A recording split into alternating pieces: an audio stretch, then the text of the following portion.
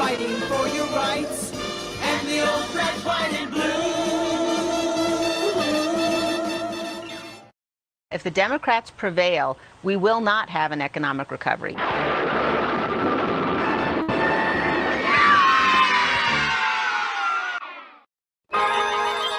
You and I know the damage Barack Obama has done to our beloved state and nation. In Congress, I'll lead the fight to reverse President Obama's devastating policies.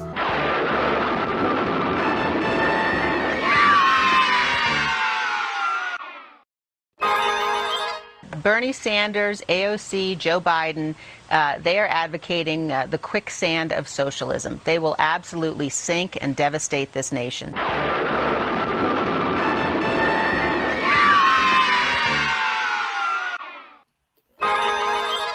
Representative Omar embodies a vile, hate-filled, anti-Semitic, anti-Israel bigotry.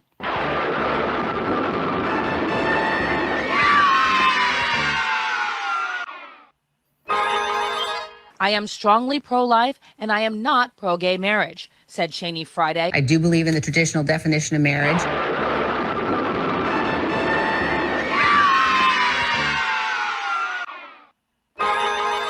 And I think that, the North Koreans and others around the world have seen that President Trump is somebody who's going to do what he says he's going to do, and he's going to keep his word. I will do everything I can to ensure that the former president never again gets anywhere near the Oval Office.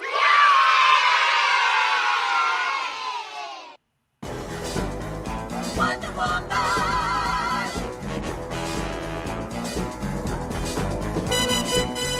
You're a Wonder Woman. Waterboarding is not torture. Hello, welcome back to the Willie Bragg Show. I'm your host, Willie Bragg. I know that was about Liz Cheney, but Liz Cheney is, she is related to the late Little Dick Cheney. Hashtag Little Dick Cheney. So that's what we're going to talk about tonight. Vice President Dick Cheney, former Secretary of Defense Dick Cheney, former Congressman Dick Cheney, NeoCon War Criminal Dick Cheney, scum of the earth who should have been arrested, sent to The Hague, and put behind bars for the rest of his life, Dick Cheney. One of the worst people, one of the worst vice presidents we ever had. And I don't care whose feelings I hurt saying this. He was one of the biggest scumbags I've ever served as the vice president of the United States, and I make no apologies for this. So, and the reason I played the Turncoat Don video, if you have not, do not subscribe to the Turncoat Don channel, please subscribe to Turncoat Don. It's youtube.com/@turncoat D. I believe that's the handle. Anyway, try to find him because and you can find him on Twitter too. He's hilarious. A lot of his commentaries is pretty much spot on. He's not done a lot of videos lately, but I still recommend Turncoat Don. But anyway, having that said, we're talking about Dick Cheney as one of the worst people, one of the worst vice presidents that we ever had. And I think that we should follow that with Nick Cruz from RBN, who gave probably one of the best commentaries on his life that of anybody I heard. So let's go ahead and try to find Nick Cruz here. So this is Nick Cruz from RBN giving his take on Little Dick Cheney. Take it away, Nick Cruz. It's a complete crime against humanity that Dick Cheney was allowed to live until the age of 84 without facing justice and accountability for his many war crimes. Former Vice President under George W. Bush Jr. finally passed away today after leaving a legacy of war, mass death, and destruction. One of the most evil humans in the modern era and a true shadow president under George W. Bush Jr. His war on terror is responsible for the death of over 2 million Iraqis and displacing over 37 million people in the Middle East. Dick Cheney was also a strong advocate of torture, where he oversaw innocent civilians being tortured to death by the United States in torture sites like Abu Ghraib. Despite many of his horrific crimes, the New York Times, Washington Post, and liberal corporate media is currently whitewashing Dick Cheney applauding him for standing up to Trump and painting him as a defender of democracy worldwide. Americans really don't hate their media enough. The New York Times is the same outlet that Dick Cheney leaked to regarding the United States having intel on weapons of mass destruction in Iraq. The New York Times ran it uncritically. Then Dick Cheney quoted the New York Times in order to justify his war on terror. In a sane society, heads should have rolled over this. But guess what? They got away with it. Dick Cheney is a modern day Hitler. Meanwhile, he was allowed to die peacefully surrounded by family. What a sick act of injustice. Welcome to hell.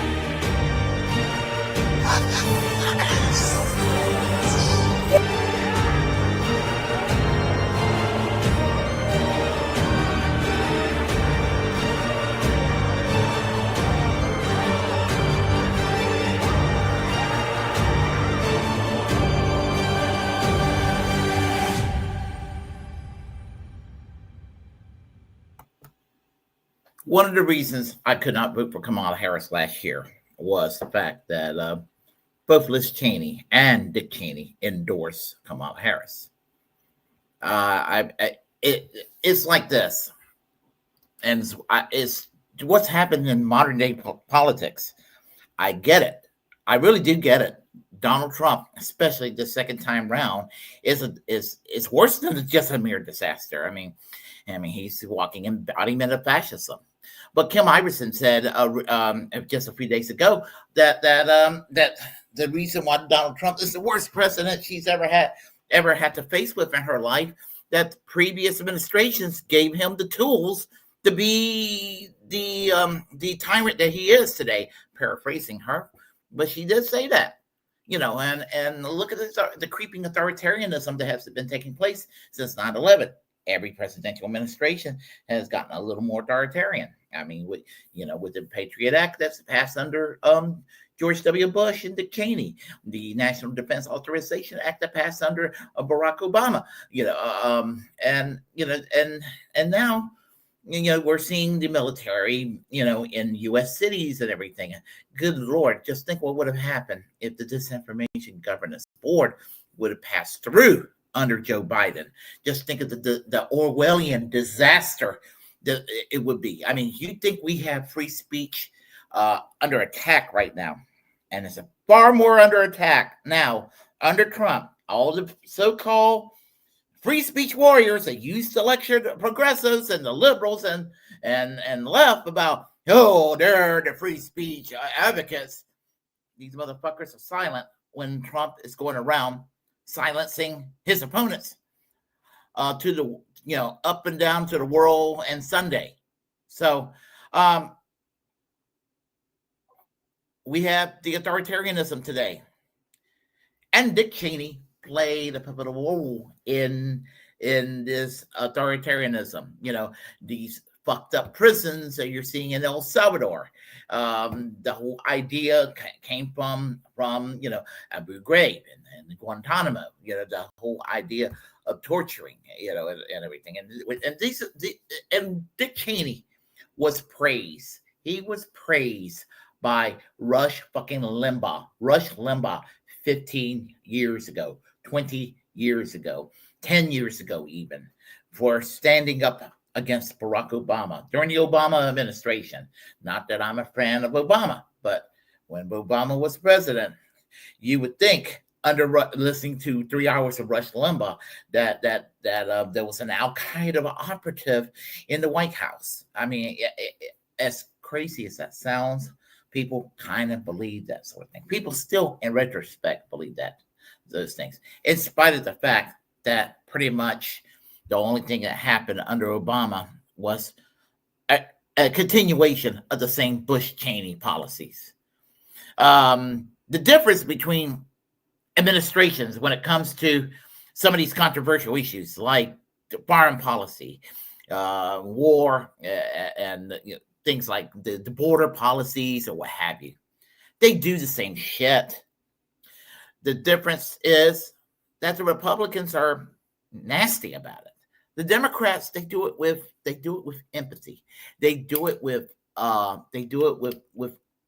you know, they do it with a smile and with understanding, and they're very sweet about it. I mean, they're fucking you over and they're making your life miserable, but they're doing it with a smile and they're doing it with warmth and empathy. And they're letting you know that they care. Whereas when the Republicans are fucking you over, they're doing it like, I'm gonna get you. That's the difference between the Republicans and the Democrats. And so, that's the difference. That is the difference. I would describe acts of violence to make an example, but the algorithms would misinterpret my words and claim that I'm advocating violence when I'm not. So I will not go into detail because I have to be careful with my words, because they're just looking for an excuse to shut down channels and shut down video content. So there is something I would like to profoundly add to it, but I just can't.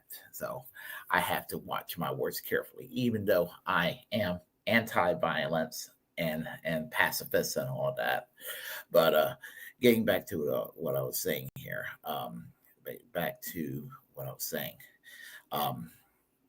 Dick Cheney's been rehabilitated.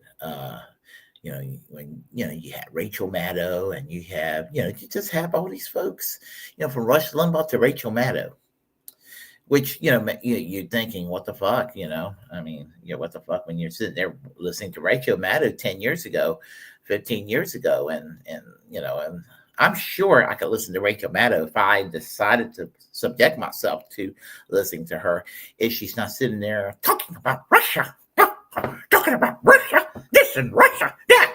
If she's not doing that, I'm sure I could probably agree with her on most things. But the thing is that she just lost her fucking mind, first by choosing Hillary over Bernie. Not that I want to bring back that, but that's when you kind of knew where things were going wrong. As disappointed as I am with Bernie today, still, the people on the so-called progressive side that were starting the problems were the people who chose Hillary over Bernie. So that's the point I wanted to just trying to make here. Tulsi Gabbard, hey, how are you doing, Max Sergey? Tulsi Gabbard spoke out against U.S. destruction of Venezuela. I know she did in 2019, 2020. I know she did. I know she spoke as a soft anti-imperialist at that time. She used to appeal to me. Is she speaking out against it now? And that's what I'm curious about. Or because I know she's in the Trump administration, and if she starts to deviate too much from the Trump line, it'll be curtains for her, and she could find herself fired from the Trump administration, which would be a very interesting scenario. So what would happen to Tulsi Gabbard as far as her grift is concerned? I'd just be curious to see what would happen to her. Where would she go? The left won't trust her. And, the right would just toss her to the curb because the cult being the cult. So where would she go? She would have nowhere to go at that point. And it didn't have to be this way, Tulsi. It didn't have to be this way. If you do have any convictions and you're not just saying whatever you're saying just because the vibes tell you to go in this direction, because that's where the bandwagon is. And unfortunately, that's where I think she's at this point. But anyway, I want to share a tweet from Brianna Joy Gray. This is what she said here. I don't know if you can see it well on the screen, but I think you can. So let me go ahead and read the tweet right here. She said herself recently, she says, "Another day, I'm glad I didn't vote for her." Thus meaning Kamala Harris. Kamala Harris tweeted, I'm saddened to learn of the passing of former Vice President Dick Cheney.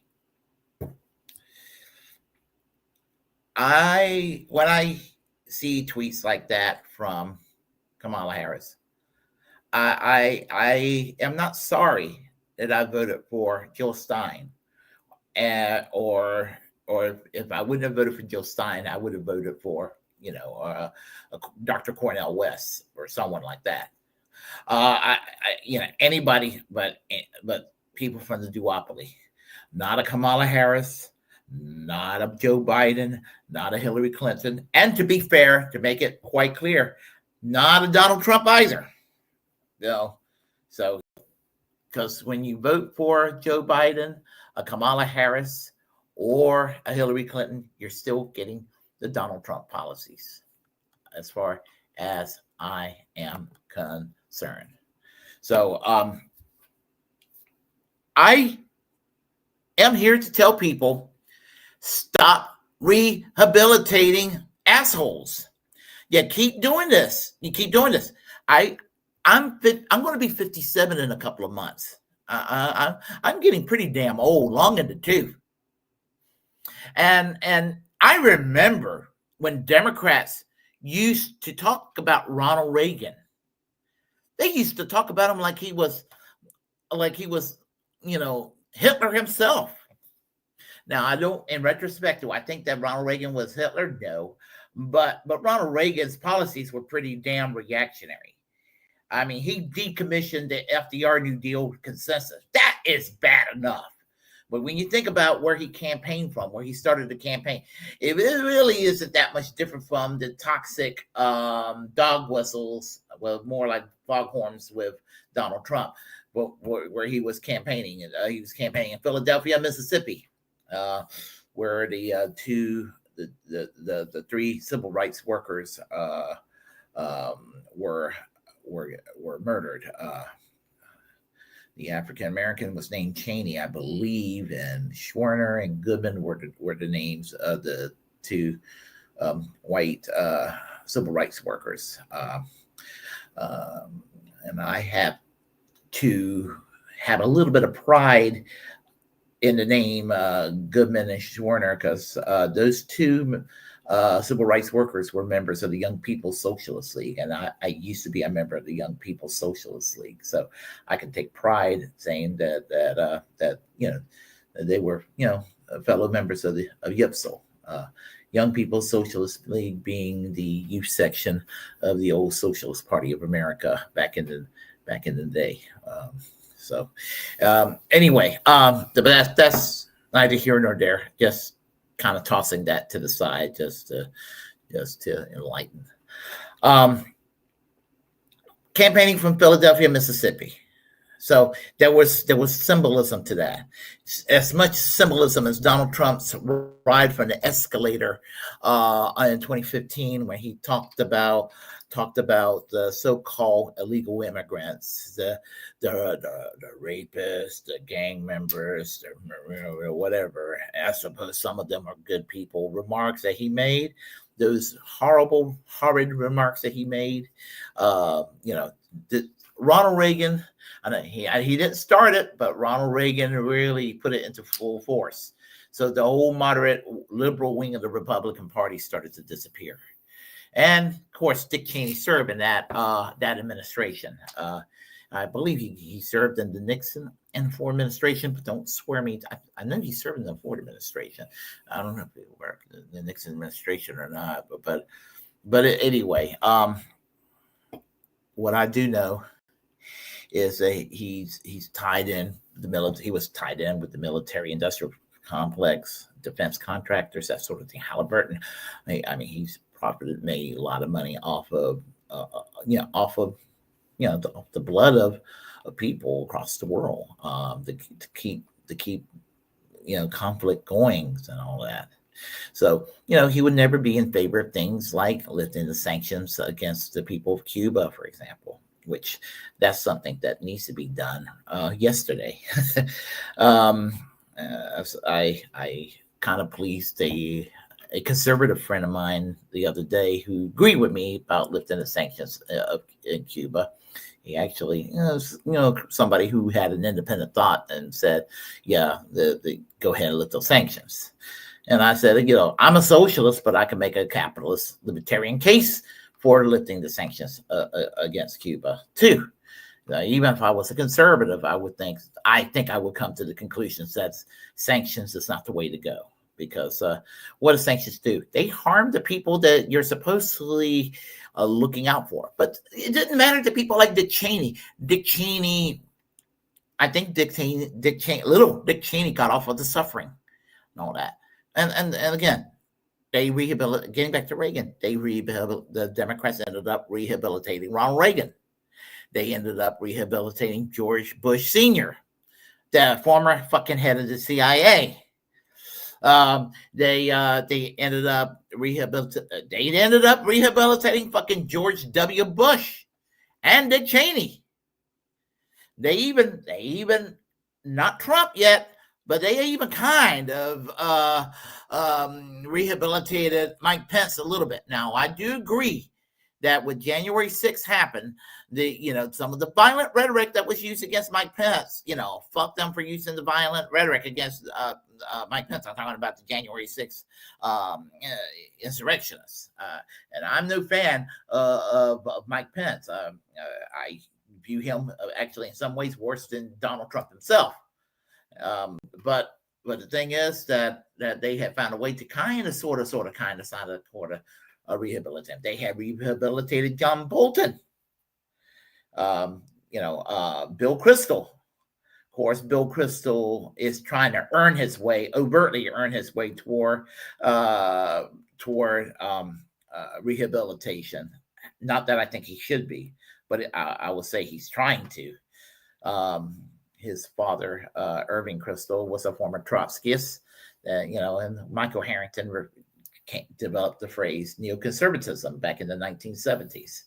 And neoconservatives are former democratic socialists, social democrats, Trotskyists, even Stalinists, communist types that eventually ended up becoming conservatives. And a lot of conservatives who are neoconservatives today don't even realize that the people that they admire were old school leftists. Your Ben Shapiro's, your Sean Hannity's out there, your Steven Crowder's, your Mark Levin's, and all these voices out there, all these neocons, their heroes were old school leftists that turned conservative. I remember they used to say this about neoconservatives. Neoconservatives is a former liberal, leftist, left-wing progressive who's been mugged by reality. And it's like, yeah, fuck off with that rhetoric.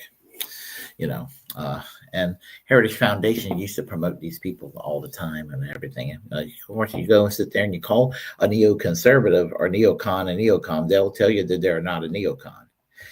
Or they'll try to paint it out that a neocon is some watered down rhino Republican who's wishy-washy and or an old school Rockefeller Republican type. And no, not at all. I wouldn't say a Rockefeller Republican was a neocon. But neocons can be those types, but a neocon can be anything from an old school Rockefeller Republican back in those days to a Jesse Helms types. Today, it could be anything from an Adam Singer, I believe that's his name, from Illinois, who's kind of like the poster child of what it means to be a moderate Republican. He is kind of moderate. Could be someone like him, all the way to someone, some piece of shit like, I'm trying to think which Republican, what's that goober name from Texas? What's his name? What is his Gomer. What's that guy's name? From Texas. I could find out. I know his last name is Gomert. See, I can type that. I can type that last name. Louis Gomert.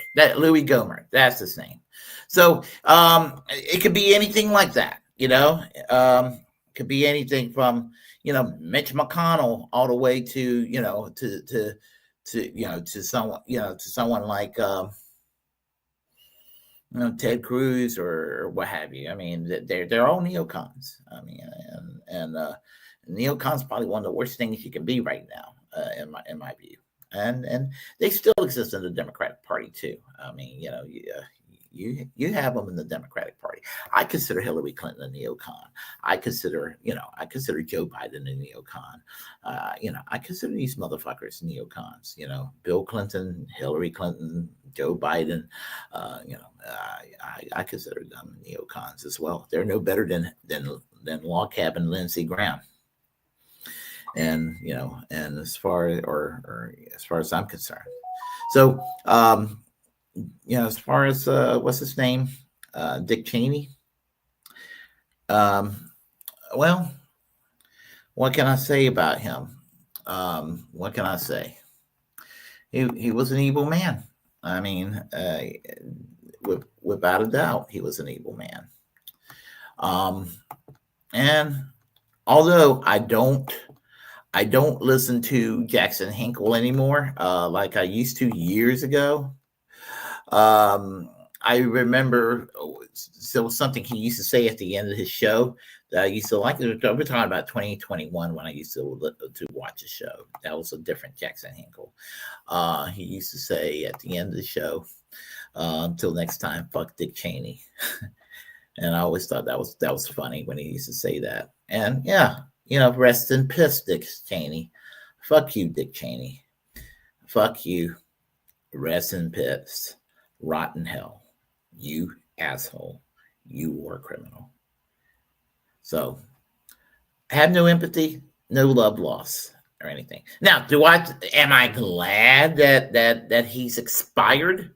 That's another thing. When somebody you despise, when they're gone, are you glad that they're gone? And this is where I stand on this question. And if you have a different take in this audience, we can agree to disagree. I'm the type of person, not that I am saying that I'm a good person. I'm not saying this, but I'm the type of person that I do not wish physical harm on other people. The only time I may wish physical harm on somebody is you're being harmed yourself. You have a right to defend yourself. You have a right to defend yourself from physical harm. If you're being attacked, you obviously got a right to protect yourself. And in that regard, you're protecting yourself. Obviously, do what you can to survive.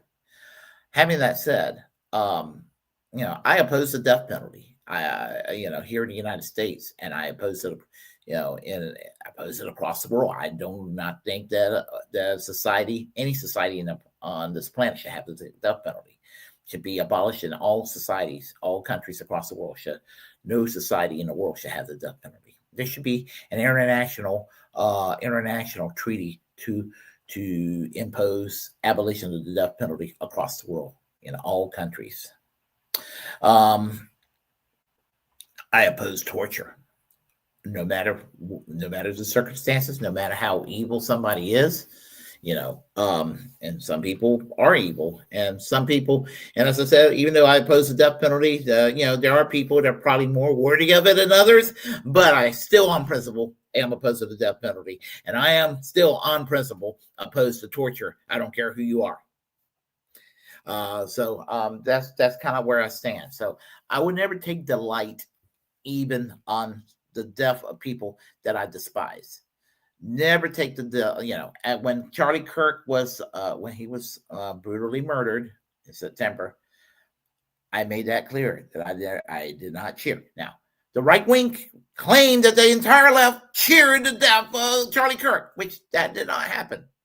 Maybe some people did on TikTok or what have you. a couple of kids on TikTok. It's not the entire left. But we on the left call Charlie Kirk out for the evil. Now, I think that Dick Cheney was more evil than Charlie Kirk, even though someone like Dick Cheney's position on, let's say, LGBTQ rights was more progressive than Charlie Kirk. And let me explain that. His daughter, Mary, is a lesbian. And the fact that his daughter's a lesbian changed his position on LGBTQ rights. That's probably the one good thing I can say about Dick Cheney. It came close to home with his daughter. His love for his daughter transcended oversaw his outdated point of view on what he thought of lesbian, gay, bisexual, transgender, queer, question, intersex, all the other letters that community has. The thing is, he loved his daughter unconditionally. Unlike that bitch, Liz Cheney, who would not support her sister's freedom. Dick Cheney, Liz Cheney's just as much of a war criminal as Dick Cheney. She started in the Bush administration, so she's got her hands, all read in that stuff that he's got his hands read in, and he on that alone will make him a better person than Liz Cheney. But is he a better person than Charlie Kirk? Charlie Kirk didn't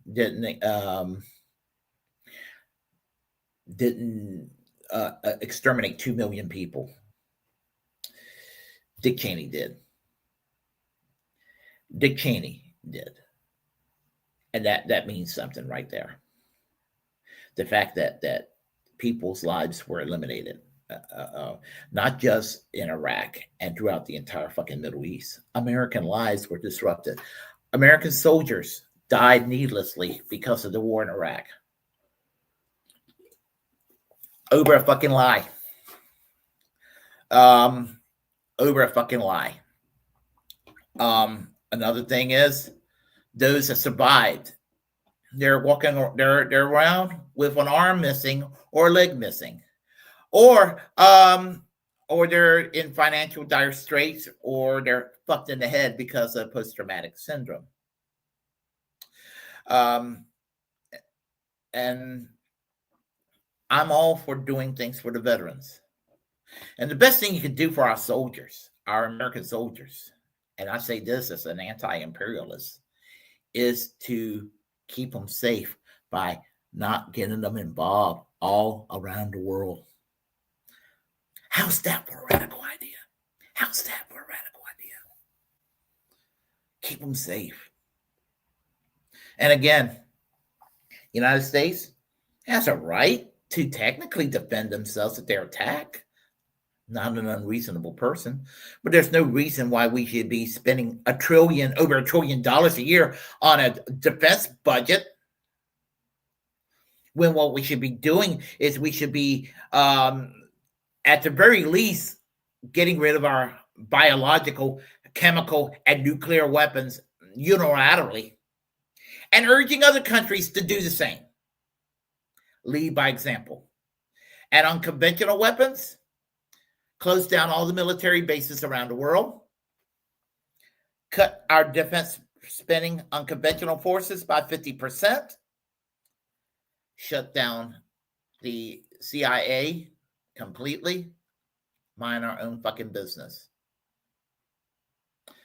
It's as simple as that. Use the savings, invest it in the American people. And for the libertarians and the conservatives who are on the anti-imperialist, anti-war side that don't want to do the socialistic thing for the American people, and they're fiscal conservatives, hey, I'll tell you what, if they use the defense savings to pay the national debt, I'd rather that it be done for that than to continue the nonsense, the continuation of the Bush-Cheney policies that we're still suffering from. So I'm willing to go that route, if we can't do it for the things I would want it to do, as a socialist. So, as I said, but I don't wish death on Dick Cheney, but I'm not going to say nice things about him. I'm not going to suck him off. So that's where I stand. I was going to do a video back on back, but I slept the entire damn day. I've been writing I won't go into details, but I don't want to say I've been writing a book, but I'm doing something right now. I'm involved in a project right now, and I'm just want to say I've written. I'm actually writing some stories right now, and just want to see, people's reaction, and if they like what I have to write down the road. So. So I've been kind of working on the details of that. So that's part of the reason why I haven't been live streaming as much lately. So I'm getting close to 1,000 subscribers, and I want to thank you all. I've been doing this for almost 6 years now, and so I want to thank you all for being there with me all this time, and everything. So I guess I'll conclude by saying, if you like what you heard, please press like and comment. Comment any way you disagree with what I have to say. Feel free to share any content I have on this channel. As the First Amendment absolutist, it's my duty to inform you to create your own platform and utilize it, because we are, in fact, the muckrakers of our time. Always reject corporate media. And subscribe to the Willie Bragg Show. I'm getting close to 1,000, so please help me get close to it. Help me get to that 1,000 mark. I think that things will kind of blossom once I get over 1,000.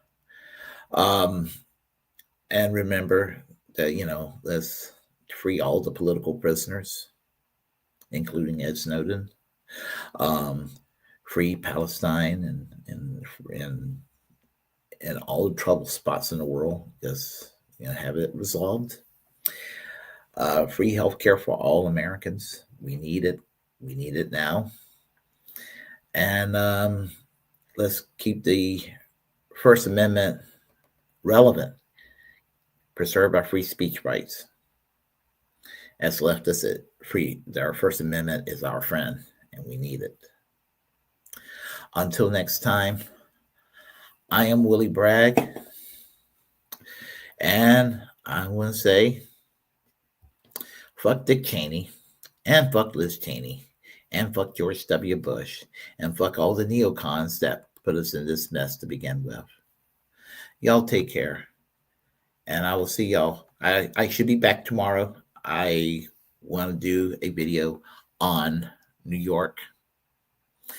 Zoran Mandani and Andrew Cuomo turning MAGA. All right, y'all. Y'all take care. I will see y'all more than likely tomorrow. I want to keep that story relevant. Bye-bye.